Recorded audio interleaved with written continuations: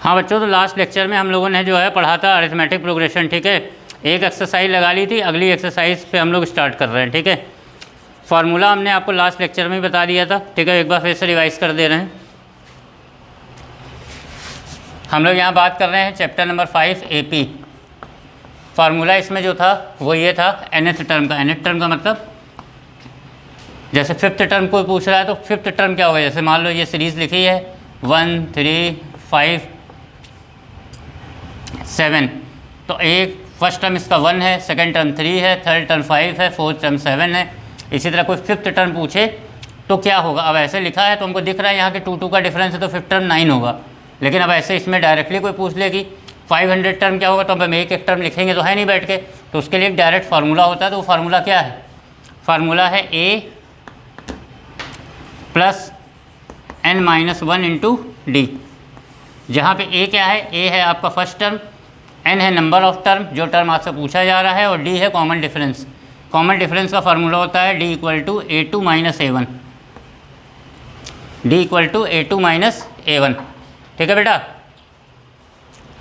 आ जाइए। अब जैसे पहला क्वेश्चन था आपका, ठीक है, इसको मिटा दे रहे हैं। पहला क्वेश्चन है आपका ये, ऐसे एक टेबल बनी हुई है,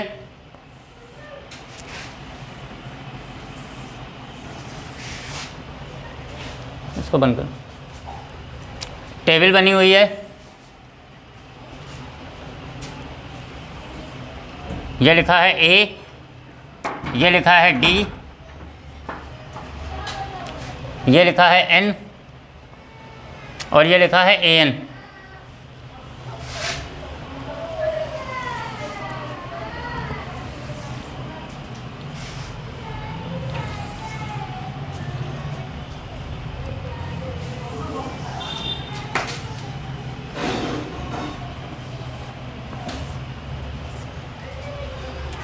यहाँ लिखा है फर्स्ट पार्ट है ये सेकंड पार्ट है, ये थर्ड पार्ट, ये फोर्थ, ये fifth.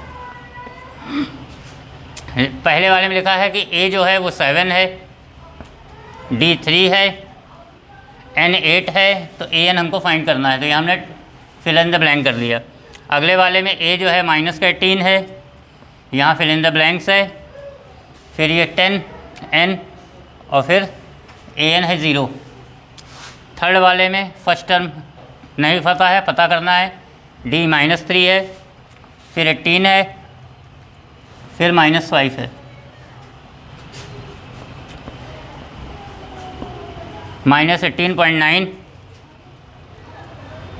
2.5, fill in the blank है, 3.6 है। लास्ट 3.5, 0, 105,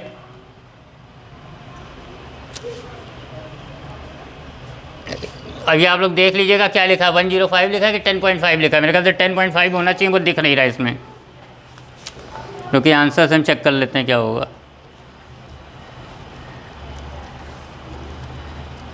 फिफ्थ 10.5 हम करे दे रहे हैं, ठीक है, देख लेंगे बाद में क्या होता है। फिर है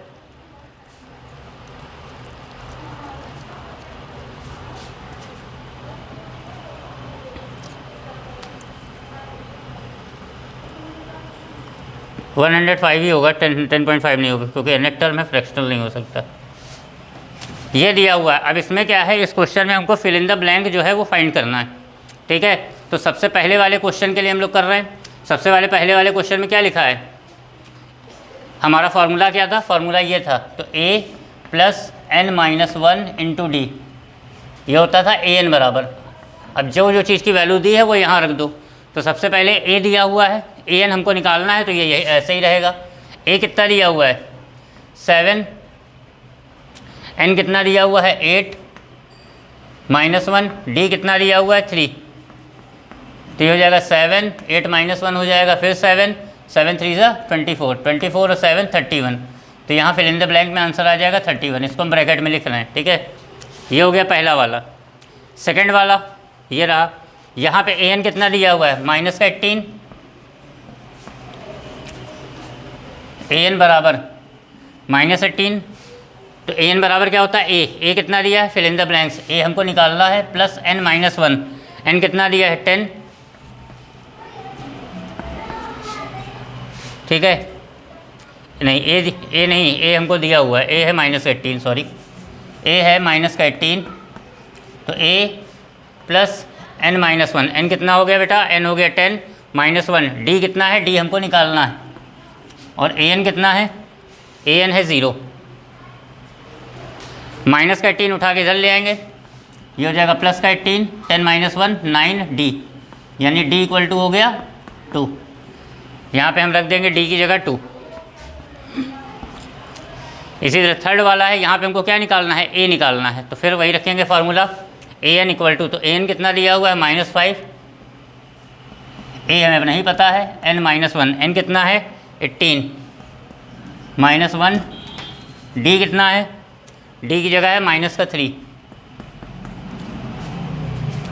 ये हो जाएगा 5 इक्वल टू a, 18 -1 17, 17 3 ज़ा 51, माइनस का 51, तो a इक्वल टू आ गया, माइनस का 51 इधर आएगा, प्लस का 51, 51 और 5 56, यहाँ पे आ गया 56। यह ला बचा, इतना उधार लीजिए, लगा रहे हैं, नहीं पहुँच हो जाएगा, समझने में दिक्कत होगी।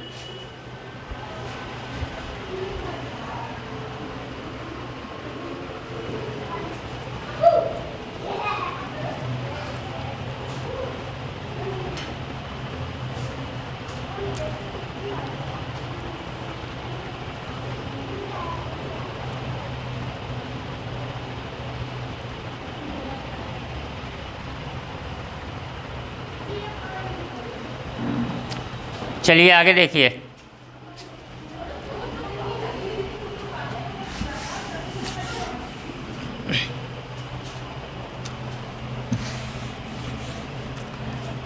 फोर्थ वाला क्या निकालना है, इसमें हमको निकालना है n, उसी फार्मूले में लिख दीजिए an इक्वल टू होता है, यानी an कितना है 3.6,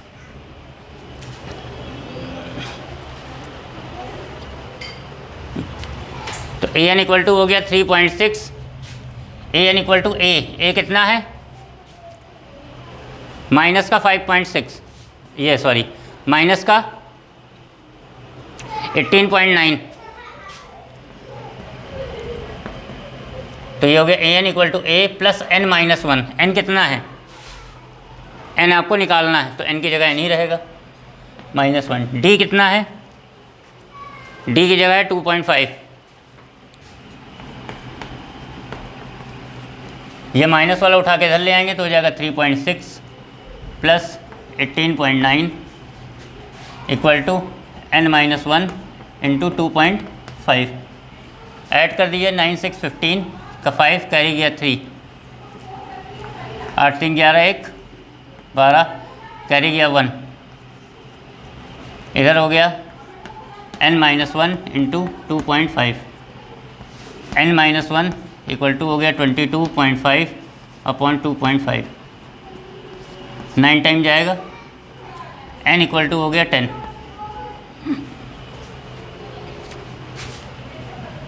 यहाँ रख देंगे। लास्ट वाले में हमको क्या निकालना है, an ही निकालना है।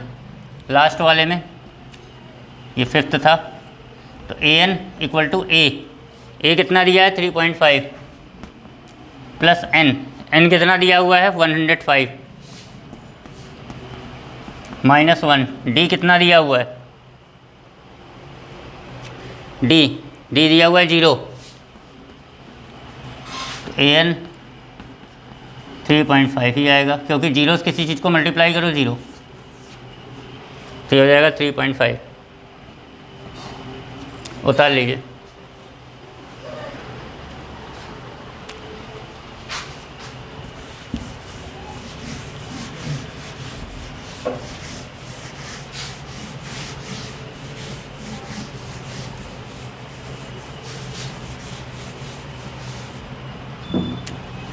क्वेश्चन नंबर 2 है, 2 लिखा है choose the correct choice in the following and justify. ठीक है।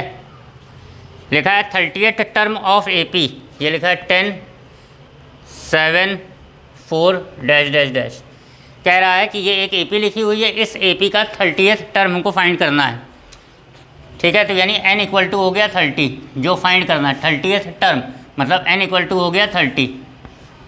इसके बाद A कितना हो गया, फर्स्ट टर्म 10, D कैसे निकालते हैं, A2 माइनस A1 यानी 7 माइनस 10 यानी हो गया माइनस का 3। और 30th टर्म का मतलब हो गया A30, ये आपको फाइंड करना है, ठीक है। तो ये होगा A plus n minus 1 into D. A कितना हो गया, फर्स्ट टर्म 10, ये हो गया 30 माइनस 1, D माइनस 3, ये हो गया 10, ये हो गया 29, 29 को 3 से मल्टीप्लाई करेंगे 87, 10 माइनस 87 माइनस का 77 आंसर।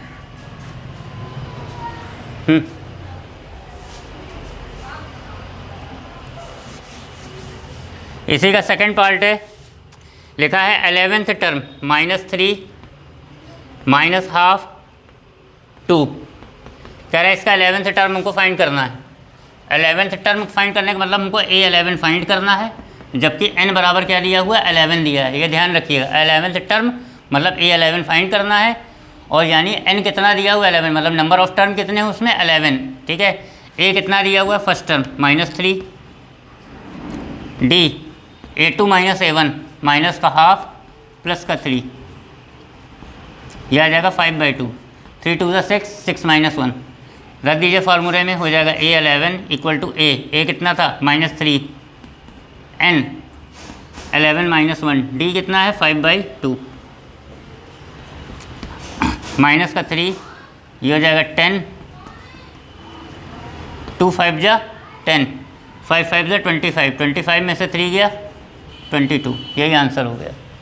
उतार लीजिए।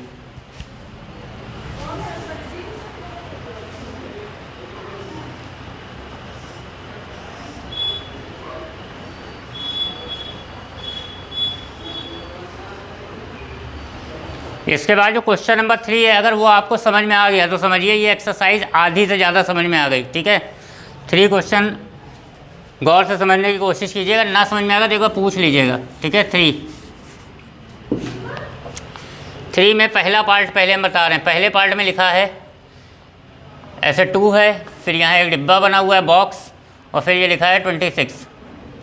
हमको इस डिब्बे को फिल करना है, जबकि ये दिया हुआ है कि ये सारी जो सीक्वेंस लिखी हुई है ये AP में लिखी हुई है। तो ये क्या है, ये फर्स्ट टर्म है, तो फर्स्ट टर्म को A लिखते हैं, यानी A इक्वल टू 2, और डिब्बे को काउंट कीजिए, ये 1 ये 2 ये 3 का मतलब है ये थर्ड टर्म। तो थर्ड टर्म AP में क्या लिखा जाएगा, A3, और A3 बराबर होता क्या है, A प्लस 3, मतलब 3 किस जगह पे, n की जगह है, तो A plus n minus 1 into D, तो n का जगह हो जाएगा 3 माइनस 1 इंटू डी, यानी A प्लस 3D 2D। हमेशा याद रखिए कि अगर कोई थर्ड टर्म कह रहा है तो इसका मतलब है A प्लस 2D, कोई 7 टर्म कह रहा है इसका मतलब है A प्लस 6D, जितना टर्म कहेगा D उससे एक कम होगा।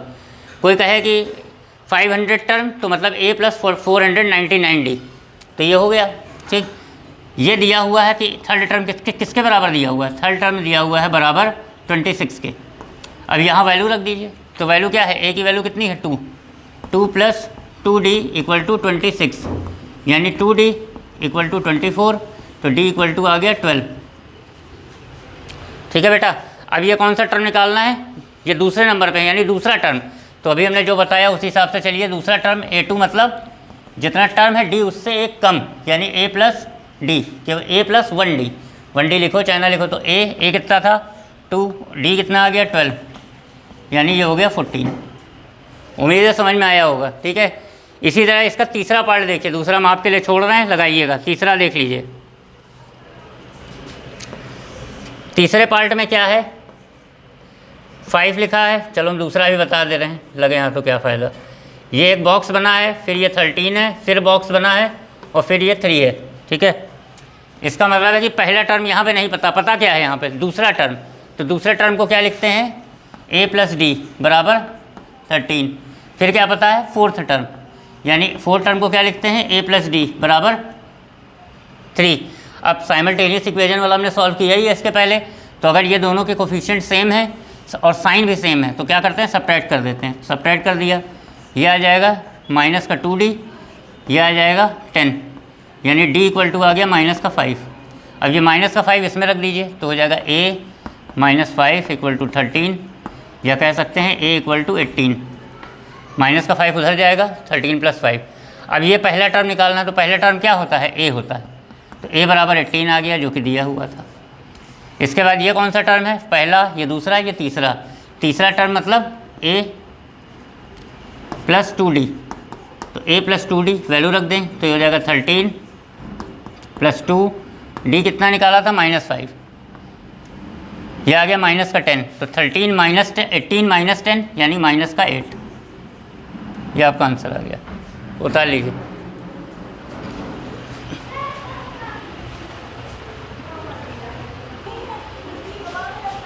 बस अब आज के दिन का आखिरी सवाल हम बता रहे हैं, ठीक है, इसको ध्यान से समझिएगा, बाकी क्वेश्चन की प्रैक्टिस कीजिएगा, नहीं आएगा तो नेक्स्ट लेक्चर में देखा जाएगा, ठीक है। इसी का तीसरा पार्ट, यहाँ लिखा है 5, यहाँ फिर लगा है ब्रैकेट, फिर ब्रैकेट, और 9:1/2 ऐसे है, ब्रैकेट फाइंड करना है। तो यहाँ पे ये पहला टर्म है, तो पहले टर्म को a लिखते हैं, यानी a इक्वल टू 5। ये कौन सा टर्म है, फोल टर्म, यानी फोल टर्म को क्या लिखेंगे, a प्लस 3d, 9 2 से 18 ओवर 19/2। a की वैल्यू यहाँ रख दीजिए 5 plus 3d equal to 19/2, 3d equal to 19/2 minus का 5, 2 5 से 10, यह आ जाएगा 9/2, यह आ जाएगा 3d। इसके बाद हो जाएगा d से 3 से इसको 9 को काटेंगे तो यहाँ आ जाएगा d इक्वल टू 3/2। अब d की वैल्यू क्या करनी है, d की वैल्यू आपको आ ही गई, a की वैल्यू आपको पता ही है। अब सेकंड टर्म, ये क्या है, जो ब्रैकेट बना है सेकंड टर्म है, सेकंड टर्म क्या होता है, a प्लस d। a की वैल्यू क्या थी 5, d की वैल्यू है 3/2, ऐड कर लीजिए, 5 2 से 10, ये हो गया 13/2। ये कौन सा टर्म है, थर्ड टर्म। थर्ड टर्म को क्या लिखते हैं, a प्लस 2d, यानी a 5 2d, d कितना है 3/2, काट दीजिए, हो जाएगा 8। यही आपका आंसर, उतार लीजिए। बाकी अब घर पे कोशिश कीजिएगा, ठीक है, नेक्स्ट क्लास में बताएंगे।